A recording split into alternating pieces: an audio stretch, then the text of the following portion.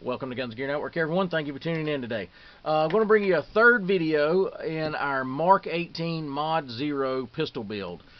This pistol build was sponsored by Orion-Arms, which donated our lower receiver and the engravings, which was greatly appreciated. If you're looking for engraving on firearm type stuff, or anything really, but if you want to do this mock-up like I did or something similar, check out Orion-Arms. Those guys did an excellent job with this, and I'm not just saying that because they donated it. It's really good quality work. And I knew that going into it because I did a lot of research about companies before I ever picked one that I was going to reach out to and see. And he did a great job. And like I said, if you it's in the I'll put it in the section below down there where you can get in touch with him, and you'll also get a $5 coupon code that you can use towards your shipping or purchase or whatever, and help you out a little bit with that. But anyway, guys, we're going to finish up talking about, I've got a complete pistol now, except for some just minor things that I'm going to add to it, like my optics, my laser designator, and my flashlight. Was about all that's left for this thing. Everything else is in place. So I do have a complete, I hope, functioning firearm. I don't know yet. I just finished up a couple hours ago. Hadn't had a chance to go to the range with it. We'll see. But as the quality of the parts went, everything went together great, so I don't really foresee any problems, but you never know. We'll have to just kind of find out here in the next week or so when I get a chance to get to the range. So what you're seeing tonight, and I'll post in the section below the other two videos, so if you want to go back and watch those, you can, to kind of go over some of the other parts, and I'll kind of maybe brief over them a little bit as I go tonight. And I'll, if you follow the series of videos and watch them all, you'll find out all the parts and pieces. But what I added since the last video is I decided to go with the CAC Industries Shockwave Blade Kit. So I went with the complete kit, which included the buffer tube, the blade, the buffer spring, the buffer, and an end plate, and a castle nut. So I wanted the complete kit. I knew I was going to need all those parts anyway, so even if I wanted to change the brace portion out later, I still got a complete, setup. So that's pretty simple. So like I said, I was on the fence about which brace, but I decided to go with this. It was the most economical and budget friendly, I thought, because some of the braces out there that I was considering, just the brace itself, not counting the buffer tube, buffer spring, any of that, is like $100 to $120. So that's pretty expensive. I bought all that, the complete setup, for $100. So there you go. I like it. It's good quality, so I think I'll be okay with it, to be honest with you. So I may wind up just keeping it as is. One thing that I did find that I was going to share with you guys too, that you may have not been familiar with, and I wasn't either until I kind of researched it around. This CAC Industries blade, once you get it on their CAC Industries tube that's designed with the dimples that are already pre-drilled on the buffer tube it has a set screw here that locks it into place. Well, the set screw you need to change out with an Allen wrench. You have to loosen it with an Allen wrench and then tighten it with an Allen wrench. Well, I wanted something that was a little quicker to be able to loosen it without having to go dig around in my bag or somewhere for an Allen wrench, because I do some firearms training. I do, my wife may shoot it, my son or whatever, and everybody's length of pull may be a little different as far as how they want to hold this thing. So I wanted something a little quicker, so I got to digging around and I found a veteran-owned company on eBay that sells these, which are thumb wheels screws. So they're knurled along the edge, so you can grip them with one hand, tighten it and loosen it. So if you want to take and loosen it down, and then now I can move this where I want, take it completely off.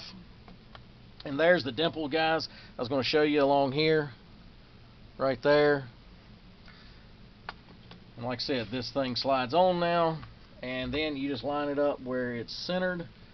And then if you wanted to have a mark somewhere on the tube, maybe with whatever, black line, white line, whatever, to kind of where you feel comfortable with it, you can mark it if you wanted to, but now it's locked in place. It's not going anywhere. So that was one thing. I'll put in the section below where I bought that from the gentleman on eBay, veteran-owned company that he's doing and creating those. And he has like 4 or 5 different designs too, and I think that's the medium. They make one that's a little bigger, and then he makes a couple other styles. Then I needed this. My sling adapter for the rear. This one is designed to slide, once you have your buffer tube and everything on, it's designed to slide over your buffer tube and then clamp down.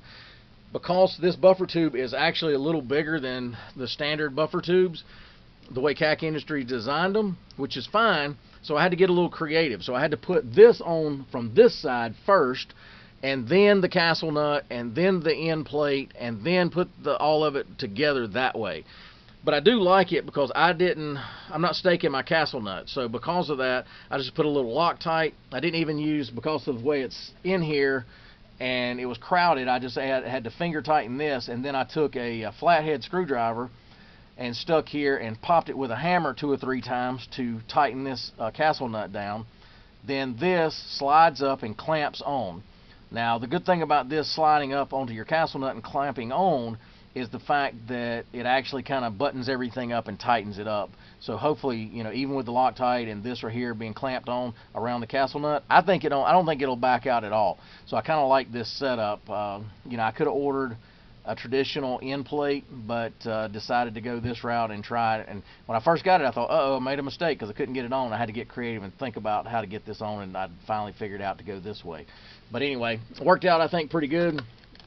We'll see. But that's an eBay find. If you want one of those, you can find them on eBay, and it was, how much was that thing? It wasn't much. $7, $8 including shipping, whatever. It's pretty cheap.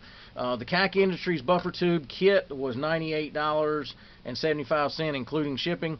I did find it on a couple other websites for $75. When you're buying these, be careful, because some people are advertising them as a complete kit, but it does not come with a CAC Industries buffer tube and all that. It comes with some generic buffer tube that does not have the dimples in it, so beware of that. So if you see one for like $40 cheaper, and it's like, well, that's like $49 for the whole kit, why don't I buy that? Well, that's because you're not getting the CAC Industries buffer tube. I wanted to be able to make sure I could lock it down. I just don't see how that set screw can lock down on that buffer tube correctly on a slick buffer tube. So I wanted to go this way, and I was willing to spend a little bit of extra money, even though I was trying to do a budget build.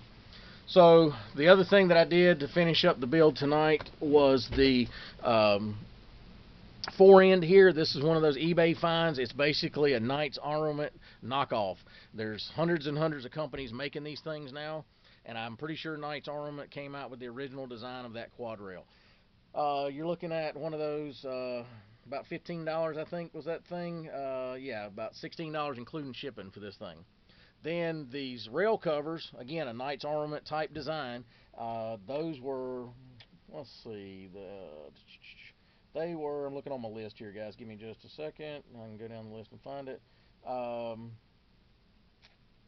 Where is that? I wrote it on here, I'm pretty sure. Let me look. Oh, they were $15. So it comes in a bag, and it comes with a bunch of different variations of sizes. So the angle foregrip is mag pull. Don't always remember that your you cannot put a vertical grip on a pistol, so you have to do something like that. They do allow the angle foregrips on a pistol, so keep that in mind. So anyway, guys, I'm pretty excited about the build. I think it turned out great. Just kind of wanted to do a budget. You're looking, right now I'm less than $500. I did not pay for some of the things, such as the lower receiver and the engravings.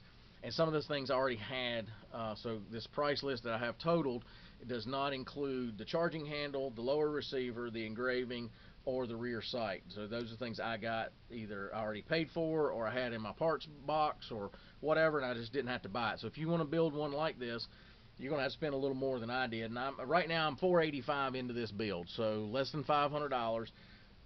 That does not include the lower. You could buy a cheap Anderson lower. They're $39 to $49 kind of price.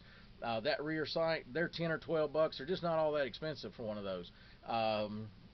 The charging handle, another $10 or $12. If you just buy an old standard aluminum mil spec standard stuff, it's just not that expensive. So you're not going to have a whole lot more than me, but let's say another 50, 60, 70, maybe another $75 compared to what I have, not including the engraving, because I don't know what he charges for the engraving. I'll have to kind of check with him and see. But and by the way, if you want to do the MK18 MOD0 P pistol type to engraving, feel free. It is kind of unique to me, and me coming up with that design, but I don't really care. You know, kind of be interesting if somebody else likes to do it, and so forth. I'd be flattered that if you wanted to do one and mimic that design, I don't care.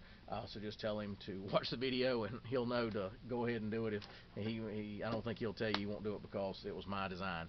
So go right ahead if you want to build it. So anyway, guys, Again, I want to thank Orion-Arms for doing the engraving and sending us out the lower as part of the build.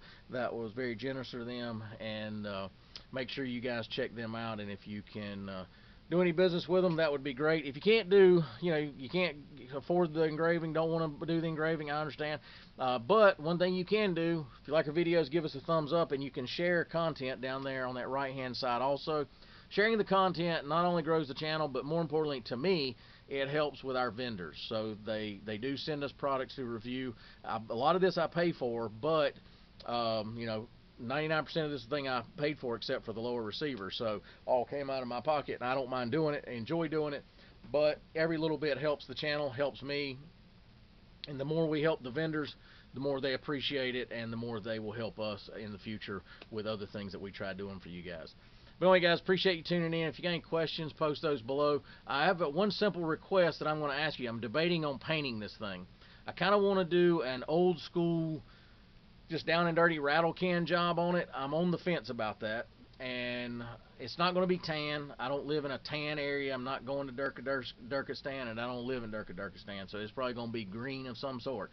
It'll be OD green with probably some tan and maybe a little bit of black mixed in, brown or something. But just an old school standard GI rattle can paint job. Nothing too fancy, but I'm on the fence about it. I want to just grab the can and start spraying. It just looks like one of those guns I need to paint. But the only reason I'm not 100% on board with it is because of those engravings. I just think it looks cool. It stands out. I like people, especially if you're at the range, they want to see it and they go, oh man, that looks good.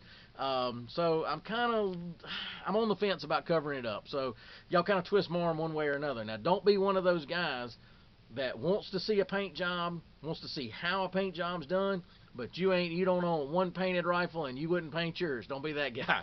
So if you wouldn't paint your rifle, tell me not to paint it. If you'd say, yeah, I'd paint it, I think that'd look awesome, and I would paint mine if I had one like that, then yeah, say paint it. But don't be one of those guys. But anyway, guys, again, I appreciate everybody tuning in. I appreciate Orion-Arms for sponsoring this series of videos. And I'll do a follow-up video here shortly when I finally finish everything up, maybe with the optics and everything, kind of show you what I did. And I'll probably do a tabletop review of some of that stuff separate anyway, so you'll get to see it. Appreciate you guys tuning in. As always, like, share, and subscribe. Bring another video shortly. Have a great day.